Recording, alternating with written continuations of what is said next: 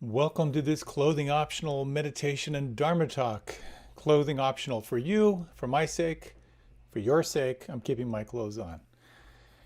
I want to thank you for making the time for practice. And before we launch, a number of thank yous. First to Ira for playing piano before class. Thank you to our mindful movement teacher. Thank you to Glenn Harrison and Leo Gimo for producing this evening. Also, a thank you to Ray and Tara, who offer mindful dialogue after this session. If you're not familiar with the structure of Monday night, we have mindful movement at 6:30 to 7:20, and then at about 8:50, a little bit after this talk, you can join mindful dialogue with Ray and Tara, where you'll talk about the talk about your practice, take some time to connect with like-minded people. If you want to know more about those links, you can go to my Facebook page, or you can go to my website. A thank you also to the Insight Meditation Community of Washington for hosting this event and all they do. And a big thanks to the Unitarian Universalist Church of Arlington, which is the host for Monday night meditation when we are not under lockdown. A reminder as well, if you'd like to be on the mailing list, you can sign up on my website. And also a reminder that in the Buddhist tradition, these teachings and practices are offered freely. They're considered priceless. So if they're priceless, you can't charge. However, donation is part of the spirit of the offering. They're offered freely. I definitely do this because I love it, but also if you want to help keep it flowing, you're welcome to make a donation as well. Very much appreciated. You can check that out on my website as well. All these talks are available online, and I just want to say before we launch into our meditation, it is so great to share these practices with so many people from all around the country and all around the planet. Welcome. I'm really glad you're here. What we'll do this evening is a nice little meditation. We'll settle in for a little while, and then we're going to talk about energy and vitality. That's the theme, virya. Energy and vitality are an important part of practice. They're what keeps you sitting upright and can help you stay focused. So if you're ready, we'll begin to settle in. You might want to put your cell phone on stun. Make sure you won't be disturbed for a while. And let's take a little bit of time just to kind of settle in. We're kind of talking here about energy and looking at how we can build it. So you might want to sit tall, reach your arms up overhead. We can do this very, very gently here, but just an invitation to bring in a little bit of energy here. If you feel at all lightheaded, stop. You can do this with your eyes open. You can do it with your eyes closed, but this will be very, very gentle. If you're familiar with these breathing techniques, you want to go a little bit further, please feel free, but err on the side of caution. So reach your arms up overhead, take a long, deep breath, exhale, bring the arms down. Inhale up, exhale down, inhale up, exhale down, inhale up, exhale down. We're going to keep this flowing, reaching up on the inhalation, exhale down, get a little bit of energy flowing. Two more, reach up, exhale down, reach up, exhale down, reach up and hold the breath, long, full, deep breath in. And slowly now you can close your eyes and let your hands begin to just float down to your lap. Could you slow the hands down even more so you can feel the micro movements of your hands as they flow through space here? Relax your breath and open up into this whole realm of feeling.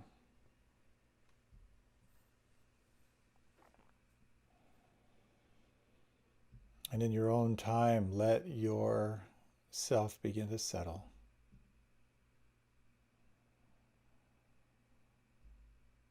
Your hands coming down into your lap. You might now begin to slow down your breath. Notice the effect. If you slow down your breath so much, you might be able to maybe count 4 or 5 or maybe all the way up to 6 on the inhalation. And then again on the exhalation, matching the length on the breath out, 4 or 5 or 6. And just do this for a few rounds.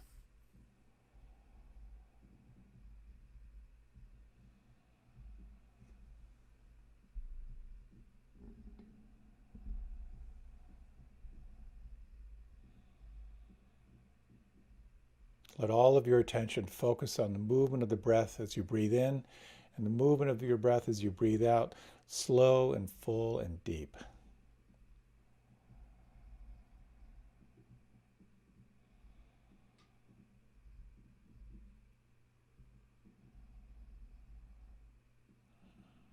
As I breathe in, I'm aware of breathing in. As I breathe out, I'm aware of breathing out.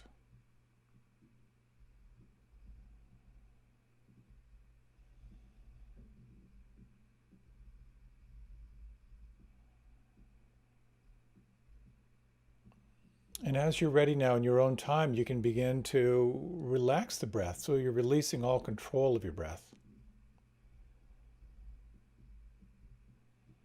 And shifting your attention now to observation of the breath. With your breath easy, slow, effortless. Where do you feel the breath on the inside right now?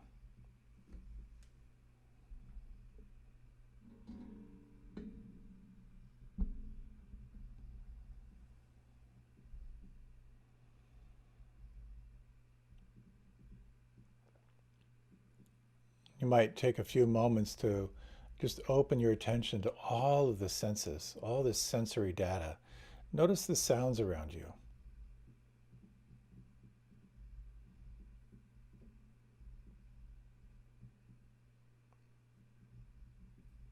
And externally, noting the sensation of touch, the temperature of the air, the humidity of the air against your skin, and the weight of your clothing, the points of contact between your body and your chair or cushion.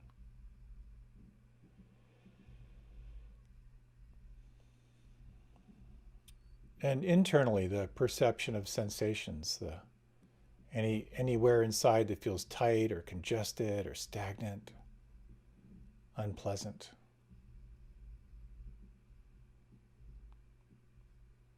And sensing inside to any areas that feel free-flowing, easy, and pleasant.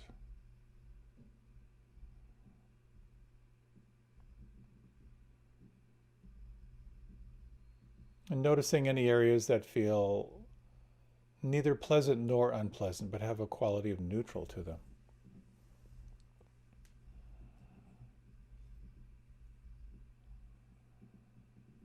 And notice the sense of the perception of the light beyond your closed eyes.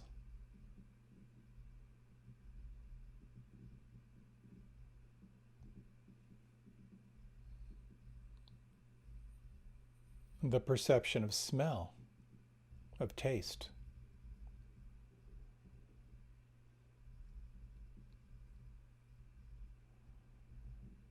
And can you sense this whole internal process in the brain of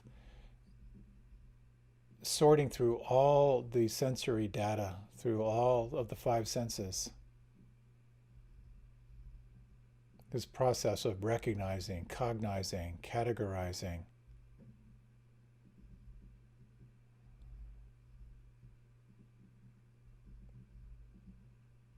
And you might sense this quality of mindfulness. You can think of mindfulness as your capacity for non-judging awareness, of self-observation without criticism. Or a present moment awareness without the filter of greed, hatred, or confusion. This direct experience of here and now.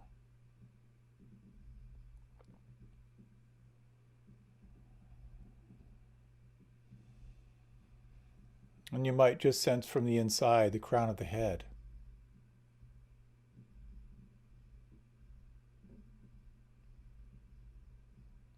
The forehead and temples.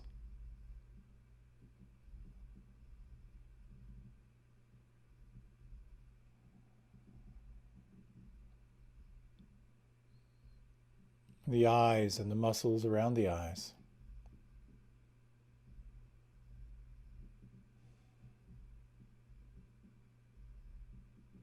and the muscles of the face. In particular, sensing the lips and the tongue and the jaw, the inside of the mouth.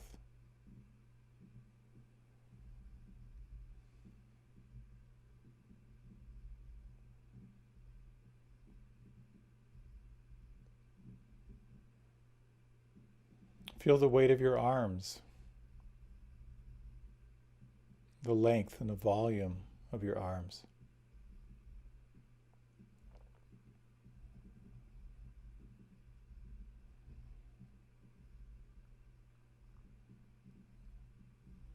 And the lower back and the buttocks.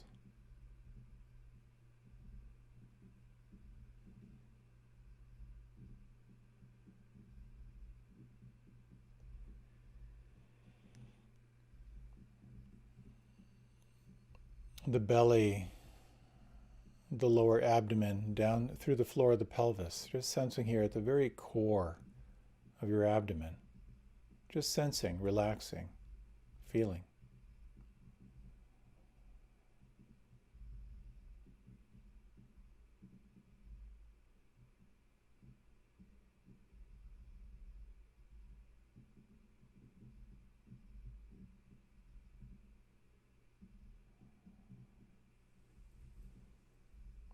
Feel the weight and the volume and the length of your legs, and down through your knees, down through your ankles.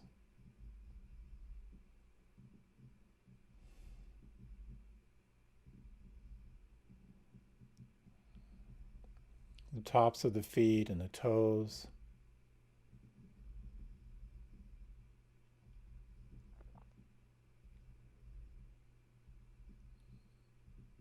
And the soles of the feet and the heels.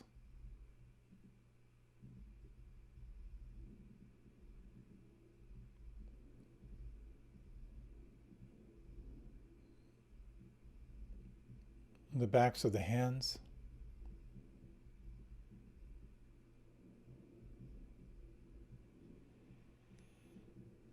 And the palms, fingers, and thumbs.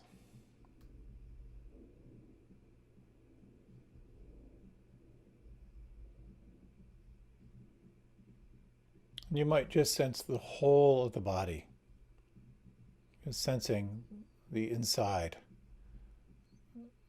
What could relax or soften or let go?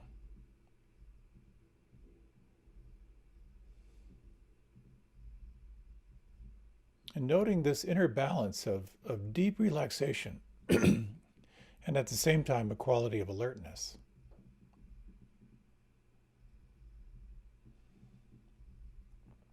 And directing your attention now to a particular focal point or anchor. Classically, you might let your attention flow with the breath at the belly or the nostrils. But you might prefer to have your anchor on sound, or perhaps the sense of aliveness in the palms and fingers and thumbs. Whatever anchor you choose, let this be your doorway back to the here and now. The sense of the breath naturally flowing on the inside,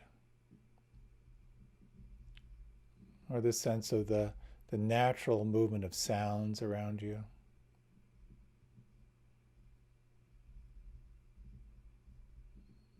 Or the sense of the present moment sensations in the palms and fingers and thumbs.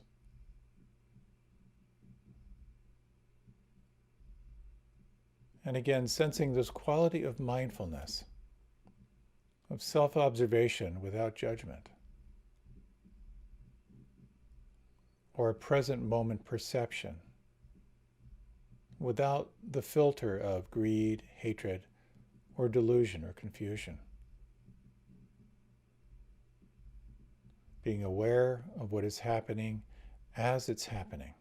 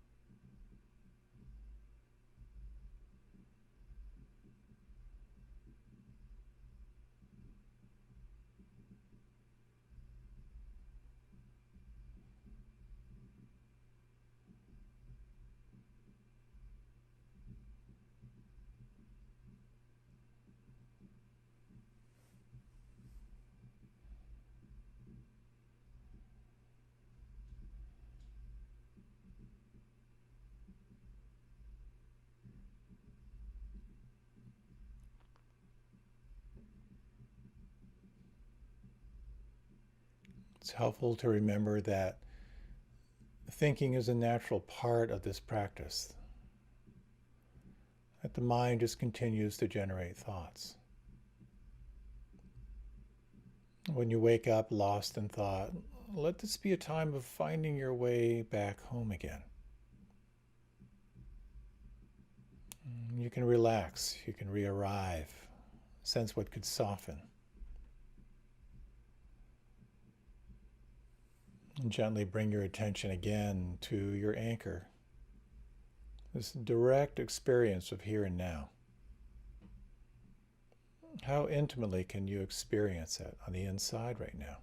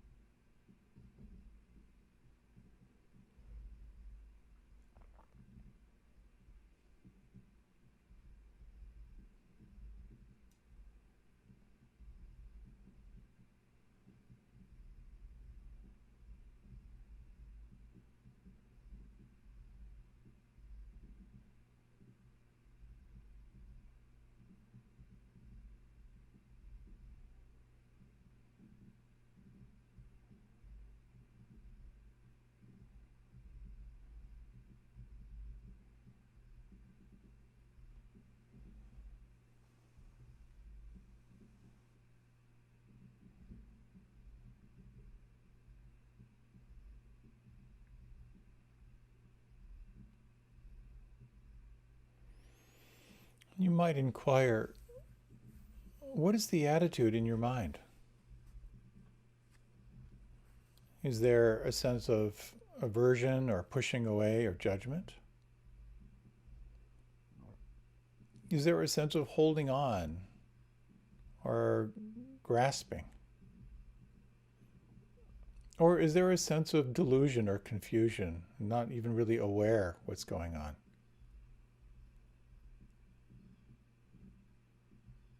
And sense if you can re-arrive.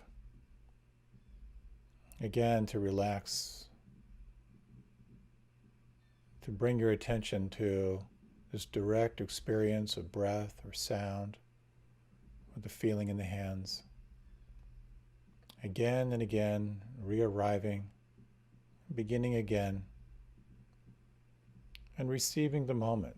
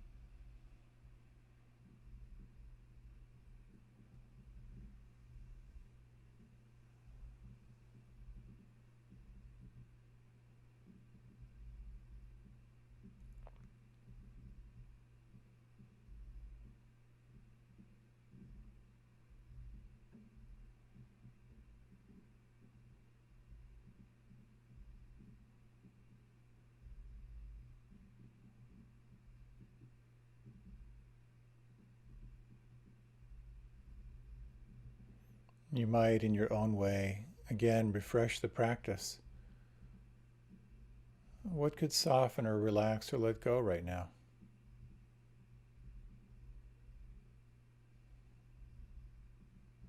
Arriving again at this direct experience of breath or sound or feeling.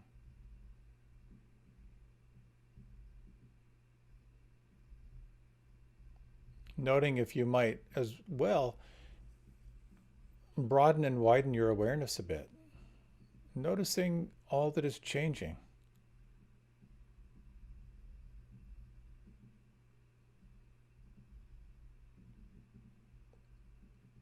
Opening to this sense of exactly what is here right now. This breath, these sounds, this feeling in the palms. You might also just sense what it's like to soften again the tongue and the lips. Soften the belly and the soles of the feet.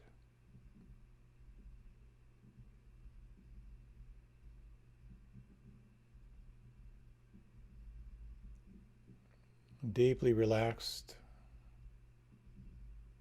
at the same time alert.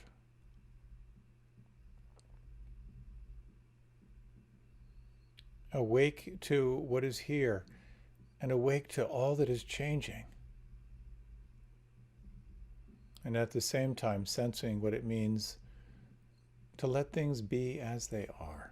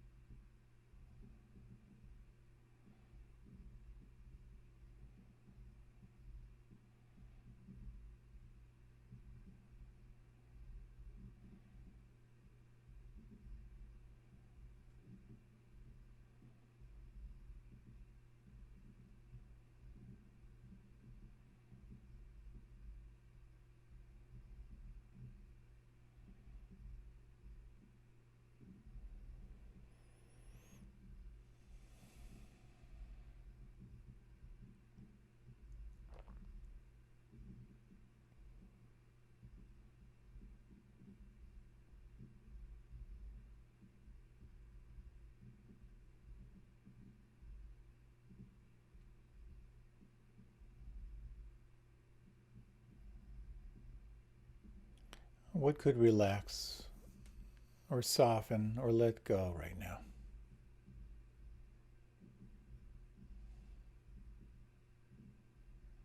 In these remaining minutes, you might sense what it's like to soften any sense of doing, allowing the practice of concentration or focus to relax a bit for a bit, or maybe even to let it drop away.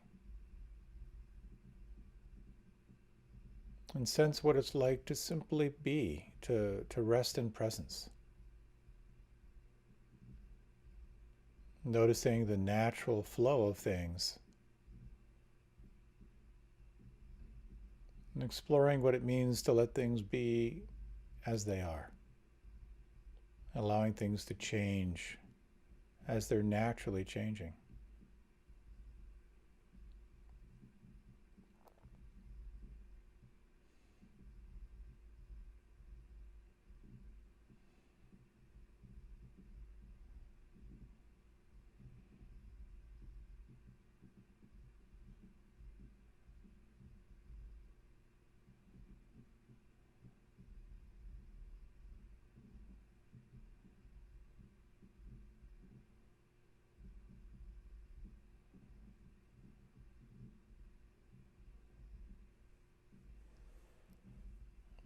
And what could relax or soften or let go right now?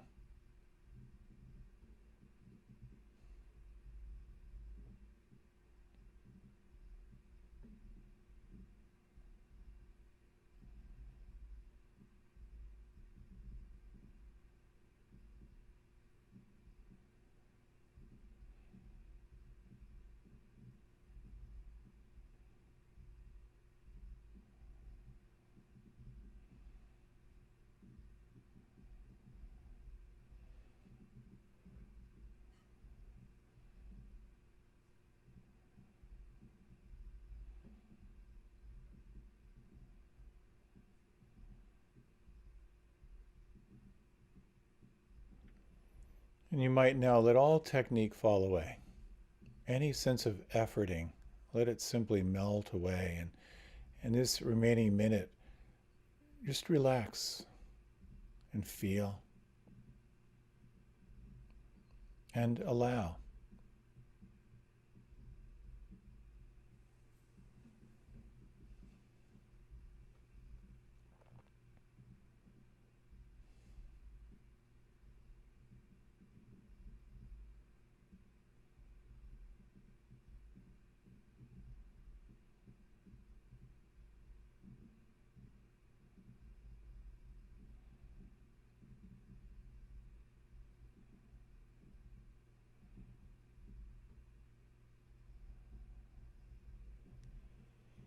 You might now begin to gently lengthen and deepen the breath. Notice where you feel the breath on the inside. You can let your head begin to drift a little bit to the left and the right. Notice where you feel the breath on the inside, and take some time to begin to stretch. Let your body begin to move and stretch in any way that feels good for you.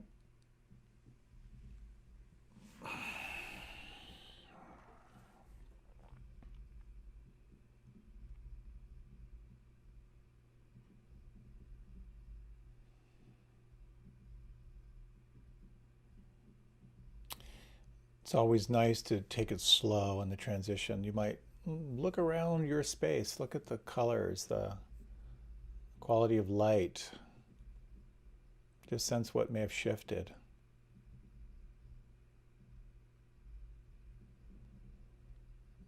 And welcome back. I'm really happy to have this time with you. There's always this little trick that the universe seems to play on me. When I'm giving a talk on anger, something will completely tick me off that week. This talk is on energy and vitality, and wouldn't you know, I'm exhausted. So here we go. Vincent Van Gogh, or Vincent Van Gogh, I think it's pronounced. Very, very famous painter. Painted over 900 paintings, among them Starry Night, the Cafe Terrace at Night, and on and on and on. The crazy thing about him is he only sold one painting in his lifetime. When he died, he was considered a commercial failure. But what I find so interesting is what was the fire that had him painting like that? What kept him going? This is what I'd like to talk about tonight, that sense of inner fire, which is a really critical part of practice. I'd like to talk at how energy and vitality are an important part of spiritual practice. No matter what spiritual practice, and anyone in life needs vitality.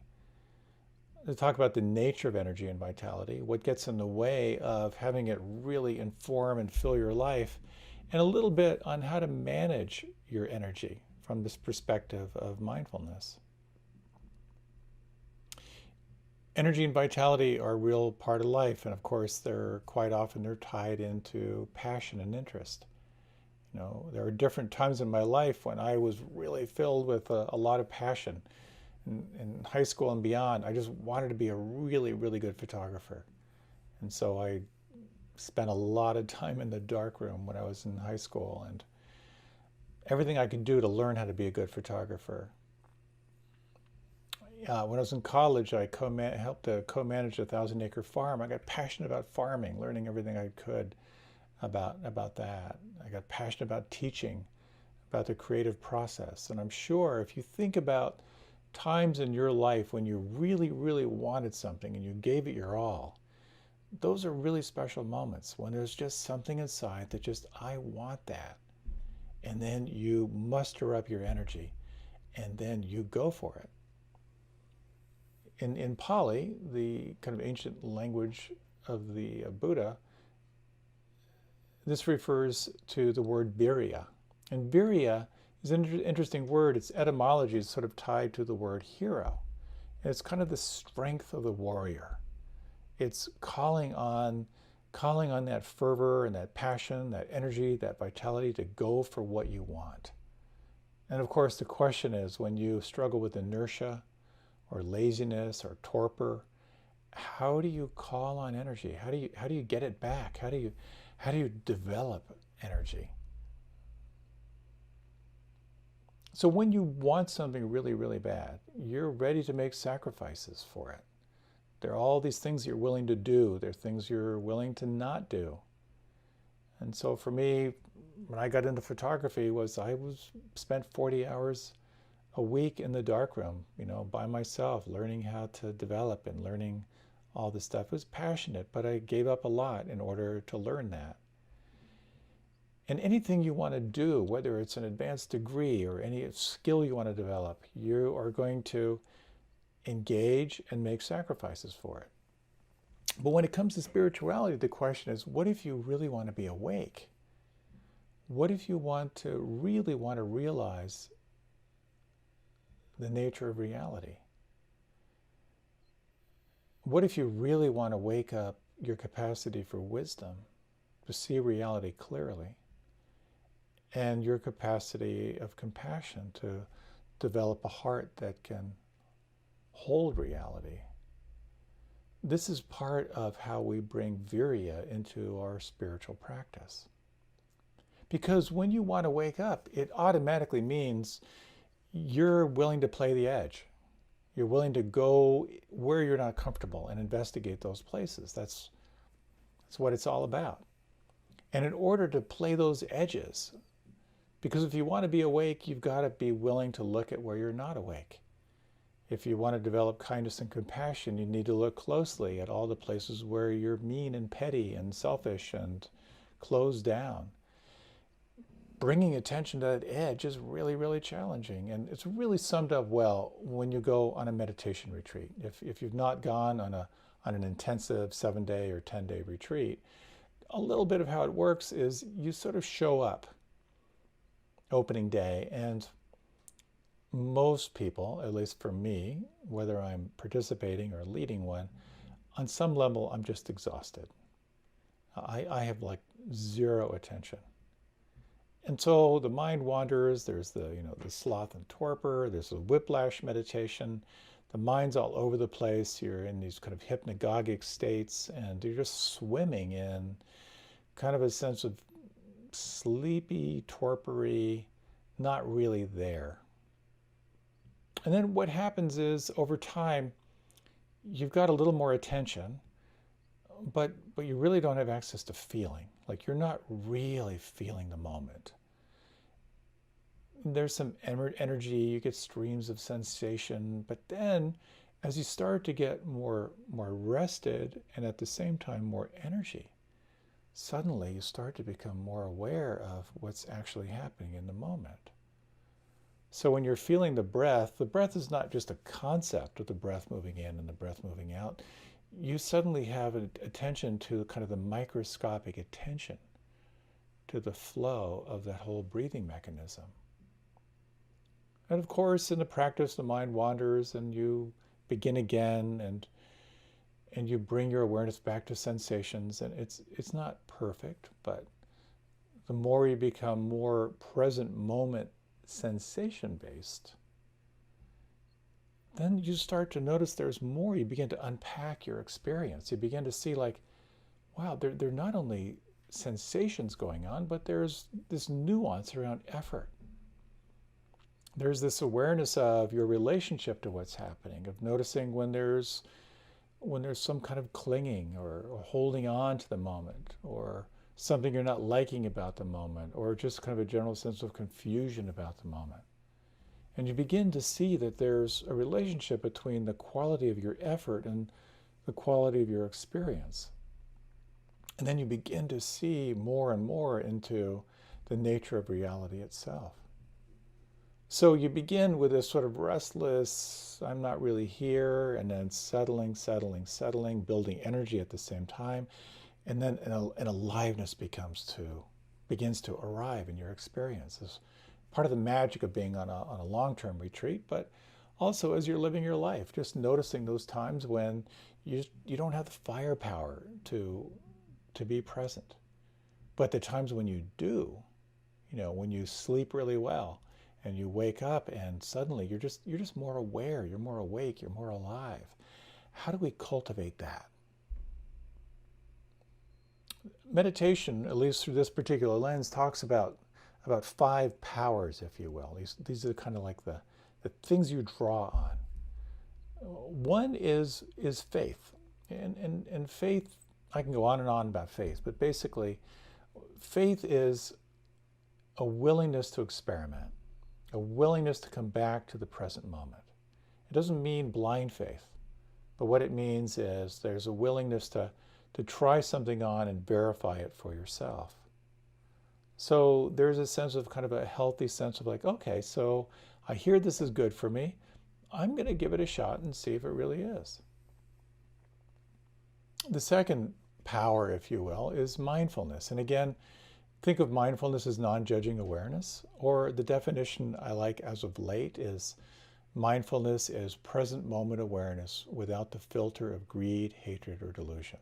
So present moment awareness without grasping, without clinging, and without a mind that's wandering. So that aliveness of here and now. As I breathe in, I'm aware of breathing in. As I breathe out, I'm aware of breathing out. That capacity to observe without trying to manipulate your experience. Now, what goes along with mindfulness is the third power, which is concentration. That's the capacity to stay on point, to actually choose an object and keep your attention on that object. The fifth quality is wisdom, and wisdom is really the capacity to see what's actually true, to kind of get under your preference, your story, your narrative, to what's actually happening. So these 4 qualities, and there's one more, faith, the willingness to bring yourself present, mindfulness, the capacity to observe without judgment, concentration, the capacity to narrow your attention onto a fixed point, wisdom, the capacity to really see what's clearly, are all supported by energy. Because you need gas in the tank to engage into this practice. So those are the 5 powers, and of course, Buddhist philosophy is filled with these lists, and I like these lists. So another list where energy is really critical is referred to as the 7 factors of awakening. And this is so interesting to me because when you want to wake up, let's say you're hit either with physical pain or emotional turmoil or some kind of mental state that's really, really difficult. What has to be present for you to really wake up to it? So here are the 7. Again, mindfulness, self-observation without judgment. See what's there. Investigation. This is the desire to really see the nature of reality. I'm willing to look a little bit deeper. I'm willing to have tea with this demon here. Energy is the determination, the effort, the firepower to stay with it. You need a quality of joy or rapture. This is almost like a joyous quality of like, wow, what is this? I'm excited about learning what this is. But at the same time, you need tranquility or relaxation to really be able to feel it. You need concentration, one-pointed awareness. And you need some quality of equanimity. That is, a capacity to really accept reality as you find it. So a lot of these seem almost contradictory, but they're all factors that go into waking up. And again, self-observation without judgment. A desire to really go look closer, to really investigate. Determination and effort to stay with it.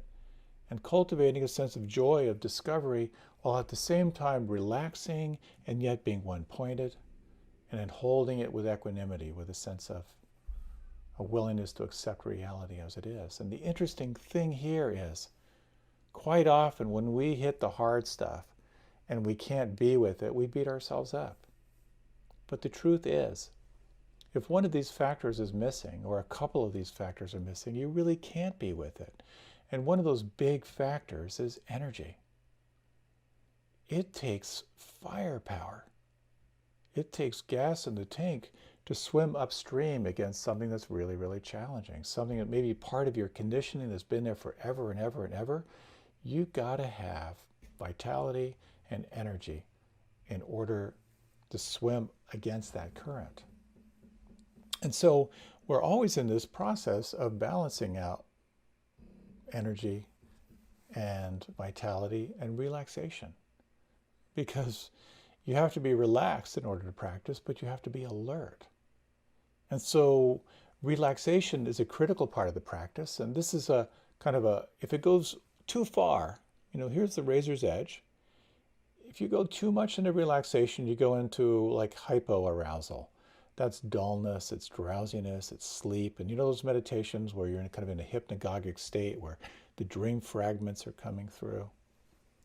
Well, if you go a little more onto this side, you're going into hyper-arousal.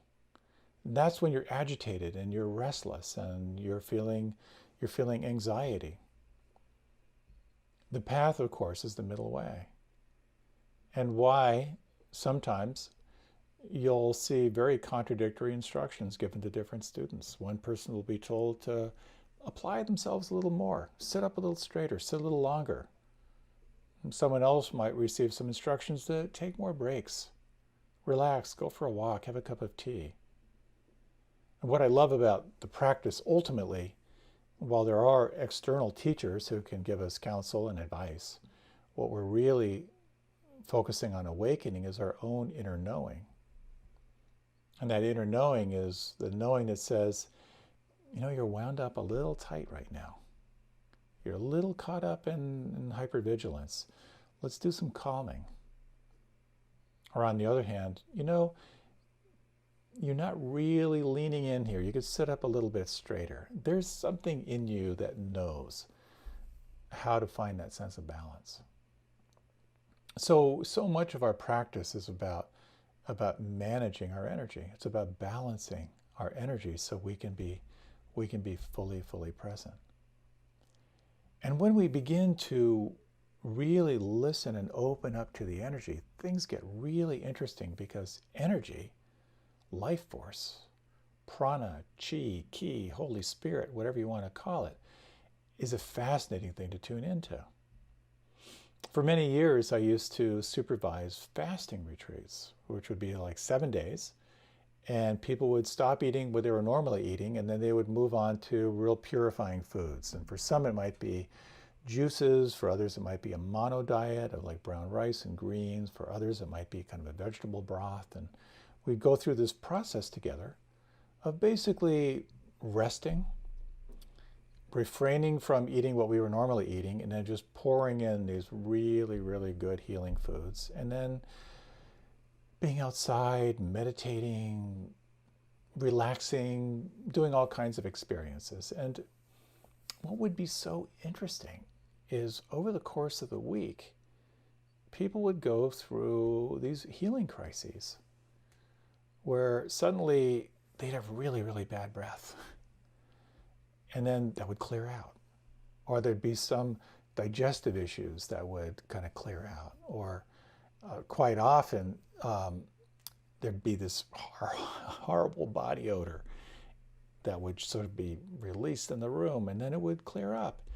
And really what it was as the body was throwing off what it didn't need, it was able to purify.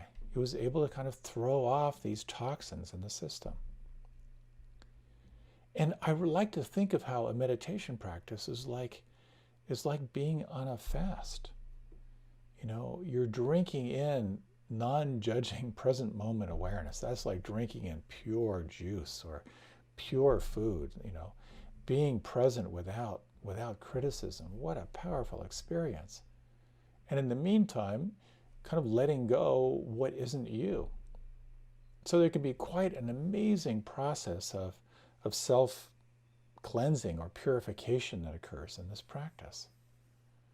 This energy, this life force, you know, it runs your autonomic nervous system. You don't have to think about blinking. You don't have to think about taking the next breath. It runs that for you. You know, this life force also knows how to heal. If you break your arm, pretty much what you do is you set it and rest, and then it knows how to knit the bones together. If you get a fever, it knows how to mobilize all the antibodies to raise the body temperature, to get those toxins out of there. But it also has an innate intelligence to make you more whole on other levels as well. And so you're in this dance all the time. I'm very informed by yoga in my background and my training. And one thing yoga philosophy says is think of who you are as two essential elements. Boil it down to two. One is prana, or energy. So you're a being of energy. We are also a being of awareness, of the mind and awareness. That's it. And you're balancing out energy and awareness the whole time. So what's so fascinating is, like in a yoga pose, you know, you go into a posture and you're hanging out there, and you go to that place where in yoga we like to say where it hurts good. You know, it's unpleasant, but there's something in you that goes like, you know, this kind of hurts, but it's kind of a good hurt. I have some intuitive sense if I hang out here long enough and I relax into it, something's going to shift. So you feel something tight, congested, not flowing. You hang out at that edge. You recognize it. You breathe. You make room for it. You investigate it. You soften where you can soften. You bring a little kindness to it, and then that tight block very well might begin to ease and soften and flow. Suddenly you've got free-flowing energy. Normally what happens is you'll have that free-flowing energy. Your body will feel a little bit more homeostasis, and then it's going to go to the next place where it's not flowing, where it's stuck. And then again, you can bring attention, recognize it, allow, make room, investigate it, bring some empathy, relax, and then that may begin to shift and may begin to open. It's one of the things of really why I often say the thing I most love about yoga is how good I feel when I stop doing yoga. You know, it energizes. We could open up those blocks with awareness and energy. Things begin to open up. And we're in this incredible flow of balancing energy and awareness. And you know what it's like when you're disconnected from the energy. You're disconnected from your body. You know, you come home. Let's say you come home late at night, or you're not coming home now because you're home. But at the end of the day, you realize you're completely disconnected. You're just from the here up. Well, what you'll naturally want to do will maybe to have a beer or a glass of wine, or go for a walk, or play with a dog, or put on some music, or dance around, or take a nap. And then you begin to feel again, and you'll feel like, oh God, I'm back. This feels great. But then there are times when there's so much energy, and you'll feel sort of that restless, hypervigilant anxiety. You've got 1,000 ideas, but you can't execute one of them. What you want to do there is like emphasize more of the awareness, concentration, calm, arrive. So you're intuitively looking for this balance the entire time. And the practice of meditation itself is really about being aware of how you can maintain that balance. As the saying goes, you can't make enlightenment happen. You know, enlightenment is an accident. And meditation makes you accident prone.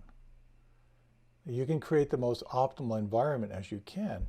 And so what this really means is when you're wanting to calm, when you're wanting to arrive, maybe if you're wanting to see more clearly into the nature of reality, you're wanting to see what's underneath that tension that you're carrying inside, what you'll want to do is to kind of reduce distractions. You want to cultivate focus and sustain attention there. You'll want to call on present moment awareness, free from the filter of greed, hatred, and delusion. And when you hang out there long enough, something's bound to happen. So when you really begin to pay attention, oftentimes there is this low-hanging fruit in the beginning. You suddenly sing, oh, I can't believe I was believing that. Or suddenly I feel so much more spacious. I feel so much more creative. And as you continue in your practice, it's like you're unpeeling an onion. The outer layers of the onion are a little bit easier to peel away. But then when you start getting closer to the onion, it gets more challenging. I remember once on a retreat, there was a woman doing all the right practices. There every single sit. Doing the walking meditation, eating mindfully, maintaining silence, avoiding eye contact, very, very present. We met for an interview, and she said, I think I'm doing everything I'm being asked to do here, but I feel terrible. Am I doing something wrong? And then she said, how do I get rid of this feeling? I was reminded by a quote from the teacher U Tejaniya. He said, the worst thing you can do is possibly think, how can I get rid of this? Because the desire to not have anything bad happen is what causes our worst fears to arise. The mind doesn't want any sorrow or suffering. Is the mind that creates the most anxiety. So that sense of like, something's wrong, how do I get rid of it? Not so helpful. And I actually pointed out to her that you're doing everything right. And as the joke goes, you're feeling better. You're feeling your grief better. You're feeling your sadness better. But you're also feeling your joy better. And really what was happening was, as she was drinking in this nectar of present moment, non-judging awareness, she was building energy, and she was becoming more and more aware of what was out of sorts, of what just didn't fit anymore. And part of their healing crisis was a very product of the fact that she was cultivating energy and vitality. She was able to see what she hadn't seen before. She was able to feel things that she wasn't able to feel before. And it became a real opportunity for a shift. And so the question really becomes, how honest are you with what's going on in your life? If you're feeling less than high energy, what's holding you back? As that phrase goes, or the question goes, what are you not willing to feel?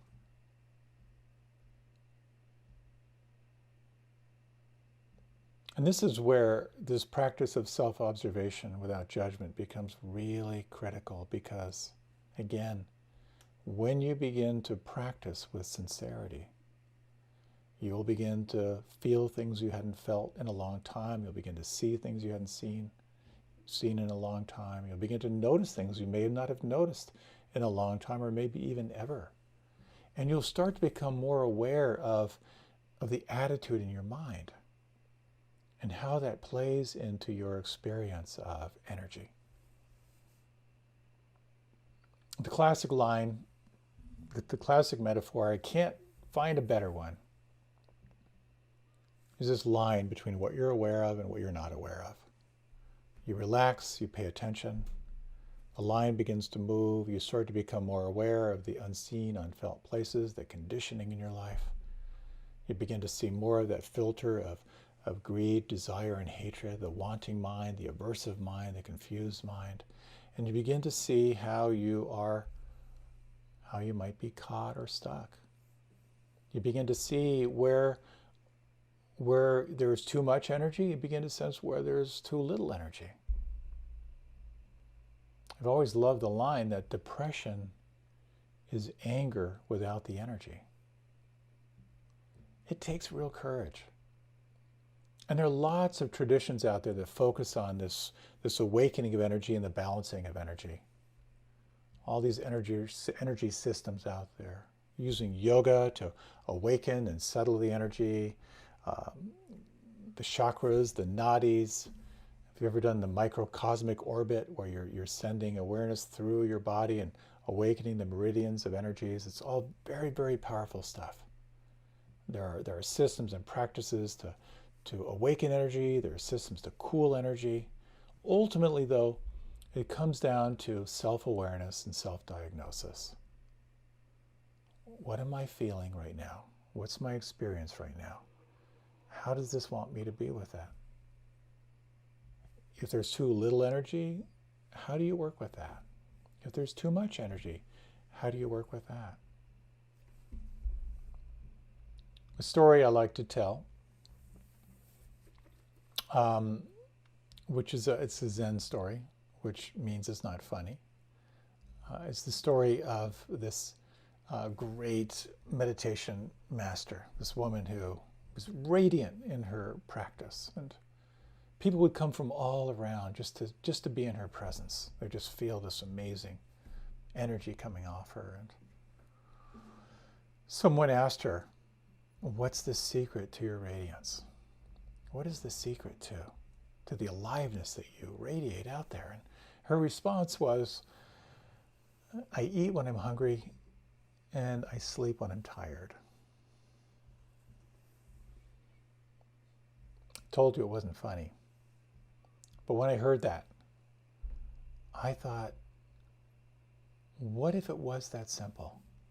How many times do I eat when I'm not hungry?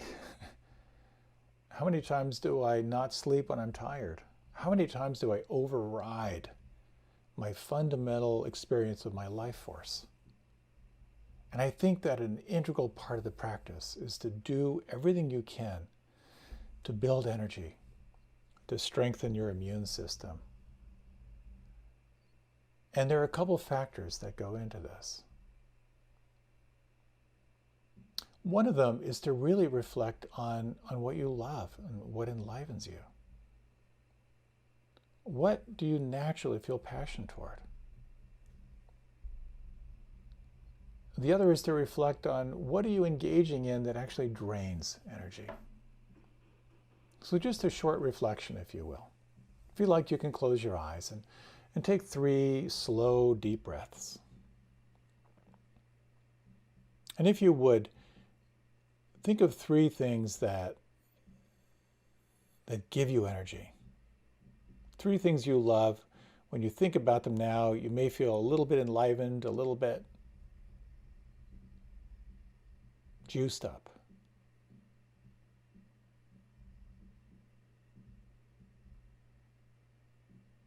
And if you would now, think of just 3 things that drain your energy. Where you can feel your energy sort of dropping or kind of leaching out.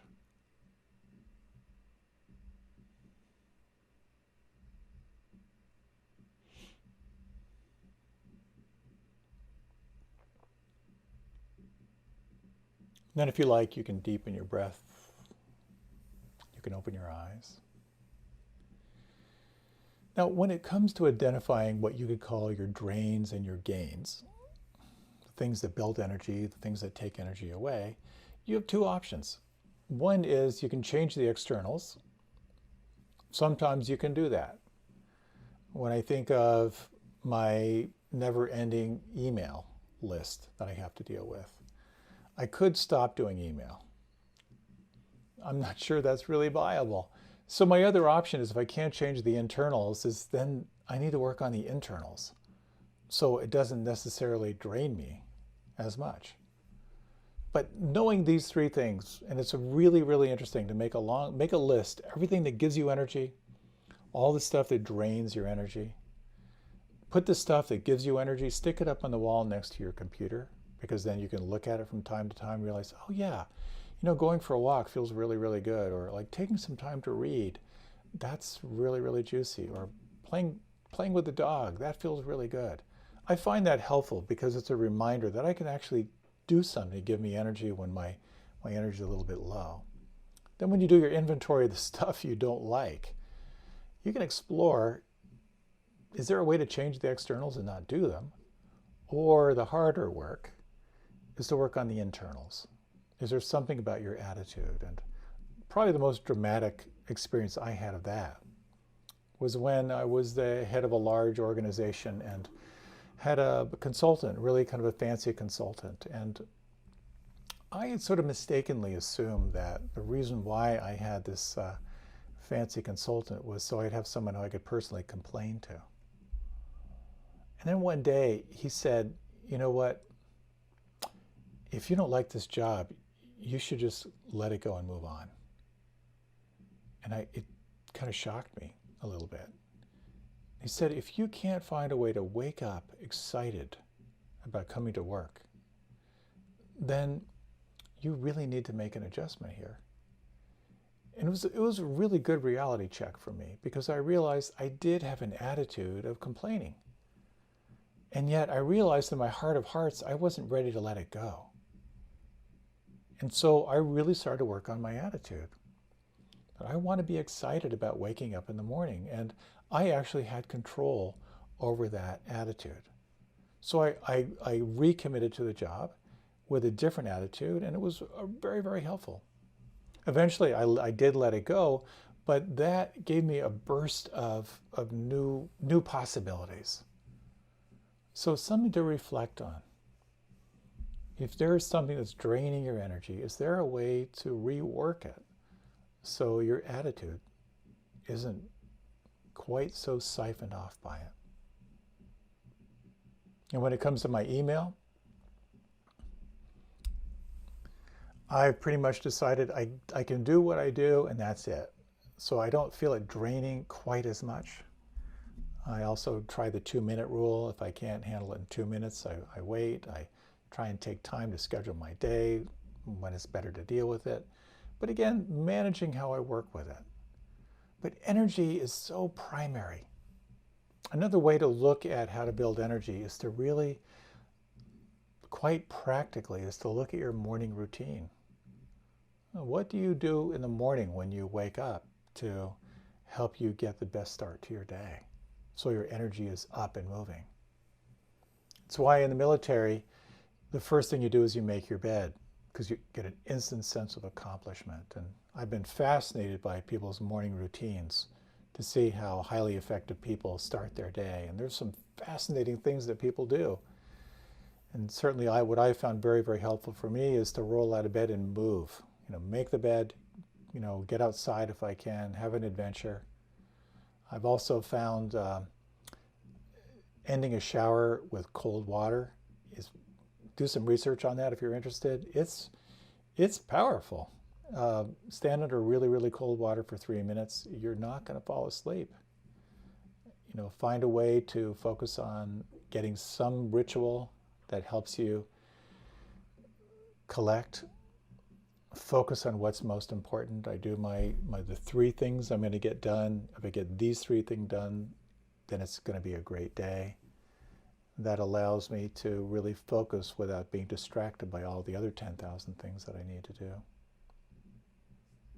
I think more and more, particularly as we're challenged by the coronavirus right now, it's very, very clear that those who are suffering the most, in some way their health, their energy is compromised. There's some underlying cause. So to do what you can to really invest in your immune system, to really build your health, build your vitality, is really, really a very, very powerful thing to do. Quite often people will sort of attack those who do yoga or meditation or have a lot of self-care protocols as being narcissistic and self-indulgent. And again, back to the analogy which I use a lot, is when your cup is full and overflowing, that is to say, when your energy and your vitality is in flow mode, and you've got more coming out of you than you need, life is very, very different. And I really believe that is your responsibility and our responsibility to fill that cup. Part of how we do that is to have a really, really close look at what are you doing now that is draining you? What are you doing now that is fulfilling you, that's giving you energy? How might you adjust that in some way? Either change the externals or work on the internals. Take a closer look at the attitude in your mind. And to really trust that as you build that energy and that vitality, it will be of great service to you when you know truly what it is that you want in your life. Because it will allow you to focus. It'll allow you to sustain focus. It'll give you the clarity to sacrifice what needs to be sacrificed toward what you really, really want. And ultimately, where I feel this really comes into play is in all the relationships that are the most important to you. To truly be available for those in your life that you love, that you want to support. To truly be available to be a contribution to society and to our culture. To have your energy flowing. It's a gift to yourself, but also a gift to the world. And also, if you find that when your energy is down, it's very, very easy to fall into the trap of feeling like you're doing something wrong. That if you aren't at 100%, then there's something wrong with you. That actually becomes another part of the practice, to call on compassion, kindness, self-diagnose as to what it is you're needing, what you're wanting to come more whole. Let's take a few moments here with a little meditation before we close. So if you like, you can close your eyes. You might begin to slow down your breath just a little bit. You might take a moment as you sense on the inside your experience of energy. Internally, you might feel it as pulse, as tingling, vibration.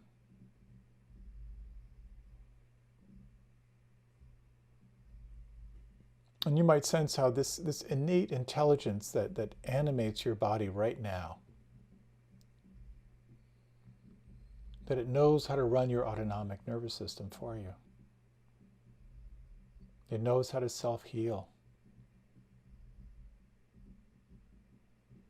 That as you come into a closer relationship to this primal energy, as you explore how you can foster it, listen to it, cultivate it, that it can not only guide you to a stronger immune system and more vitality, but it can allow you and support you in exploring that which is most important to you.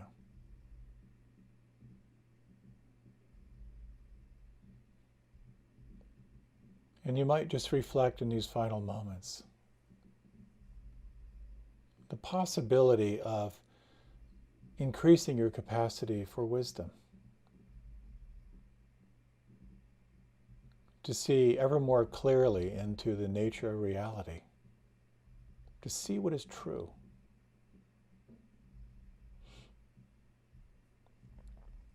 And to sense the possibility of increasing your capacity for compassion, your capacity to hold reality with an awakened heart.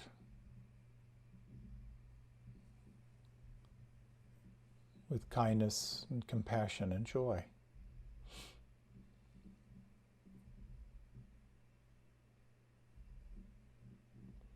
If you like, you can begin to deepen the breath. And as you're ready, you can open your eyes. You can think of life in terms of anything you do will have one of three outcomes. It will either give you energy and increase a sense of aliveness, or it might in some way deplete you. It might sort of take energy away. And the third option is it may be revenue neutral, no particular effect.